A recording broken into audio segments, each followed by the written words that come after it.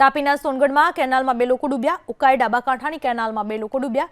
20 વર્ષીય યુવક અને એક કિશોર કેનાલમાં ડૂબ્યો. ફાયરની ટીમ પહોંચી ઘટના સ્થળે બંનેને બહાર કાઢવાનો પ્રયાસ કરવામાં આવી રહ્યા છે. સોનગઢના ઉકાઈ નજીકથી પસાર થતી કેનાલની આ ઘટના છે.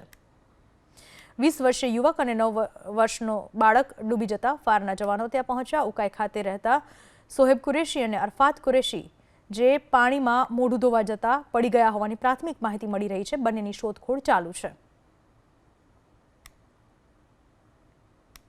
તાપીના સોનગઢમાં કેનાલમાં 2 લોકો ડૂબ્યા. ઉકાઈ ડાબા કાંઠાની કેનાલમાં 2 લોકો ડૂબ્યા. 20 વર્ષીય યુવક અને એક કિશોર કેનાલમાં ડૂબ્યો. ફાયરની ટીમ પહોંચી ઘટના સ્થળે બંનેને બહાર કાઢવાનો પ્રયાસ કરવામાં આવી રહ્યા છે. સોનગઢના ઉકાઈ નજીકથી પસાર થતી કેનાલની આ ઘટના છે.